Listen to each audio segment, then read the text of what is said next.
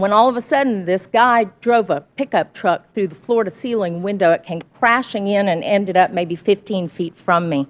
Of course, we thought it was an accident. And I rose up and began to go help the people that he had knocked over. But then we heard gunshots. And my father and I immediately got down on the floor. We turned the table up in front of us. My mom got down behind us. And the shooting continued.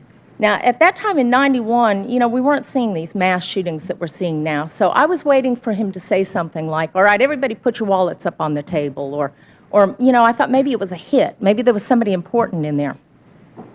But the shooting continued. He was executing people.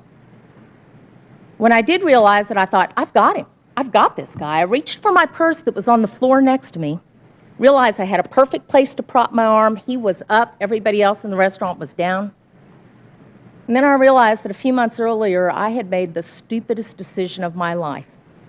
I had begun leaving my gun out in my car because I did what most normal people would do. I wanted to be a law-abiding citizen. I didn't want to get caught with a gun and maybe lose my license to practice.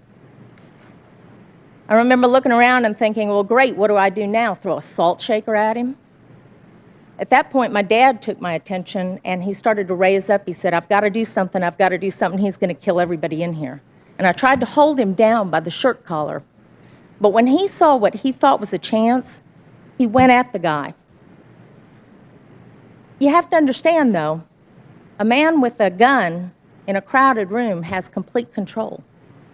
My dad covered maybe half the distance, and the guy just turned and shot him in the chest.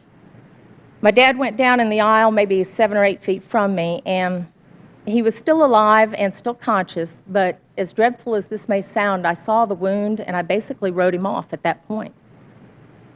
The good news is that it made the gunman change directions slightly. Instead of coming directly toward me, he went off to my left.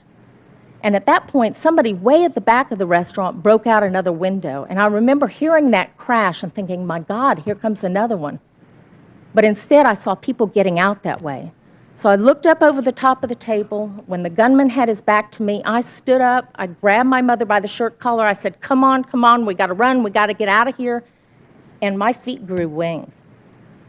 I made it out that back window, ran into my manager friend that was coming out a side door, and he said, thank God you're all right. And I said, yeah, but Dad's been hit, and it's really bad. And I turned to say something to my mother and realized that she hadn't followed me out. Now, to wrap the story up, the police officers, several of them were patients of mine, told me a few days later they filled in the gaps. They said that they were actually one building away in a conference. And in an odd twist of gun control fate, the hotel where they were having their conference, the manager there didn't want them to be wearing their guns and potentially offending any of her clients or customers. So she had asked them to leave their guns in their cars. So precious minutes were lost while they retrieved their guns from their locked cars. They said that when they got over there and worked their way in through the broken window behind the pickup truck, they didn't know who the gunman was. There were bodies everywhere. But they said they did see a woman out in the aisle on her knees cradling a mortally wounded man. They said they watched as some 30-something-year-old man walked up to her. They said she looked up at him. He put a gun to her head. She looked down at her husband, and he pulled the trigger. That's how they knew who the gunman was. They said all they had to do was fire a shot into the ceiling, and the guy immediately rabbited to a back bathroom alcove area. He exchanged a little gunfire with them and then put a bullet in his own head.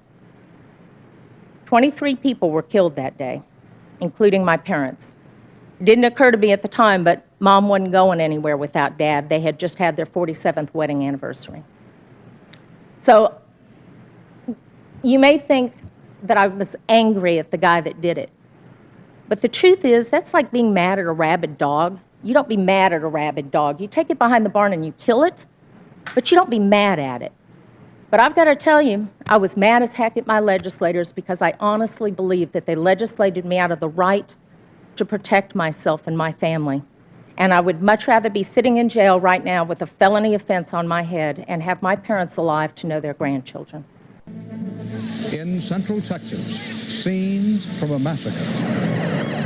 It was October 16th, 1991. Susanna Hupp remembers it like it was yesterday. Your first thought is it's a robbery or it's an accident. A gunman opened fire at a Luby's restaurant in Killeen, Texas, where she and her parents were having lunch. They were 2 of 23 people killed that day. Hupp says she narrowly escaped through a window. And point blank, he's shooting.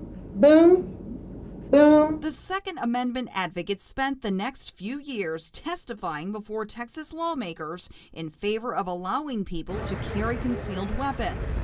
She was elected to the state legislature in 1995. The same year, lawmakers passed a bill to allow concealed handgun permit holders to carry openly.